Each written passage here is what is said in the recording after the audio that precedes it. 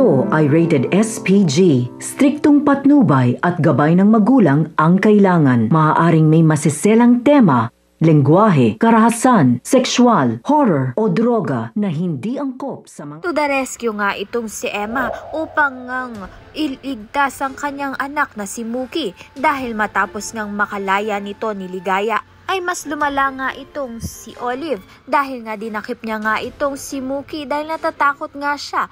Nalaman na nga ni Emma at ng lahat ang katotohanan sa pagkatao nga nito ni Olive dahil binulgar na nga ito ni Ligaya matapos nga niyang makalaya. Subalit mapapahamak naman nga itong si Logan dahil ang kagustuhan nga lang niya ay ang awatin nga.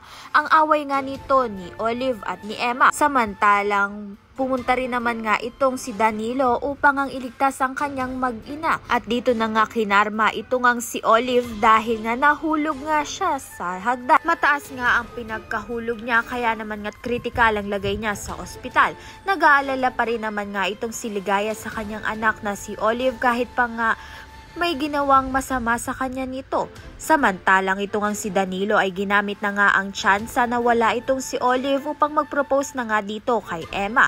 At masaya na nga ang lahat, lalong-lalo na nga itong si Mookie. Dahil sa pangalawang pagkakataon ay mabubuo na nga ng tuluyan ng kanilang pamilya. Kaya naman nga't yan at iba pa ang dapat natin pakaabangan. Maraming salamat sa iyong panonood.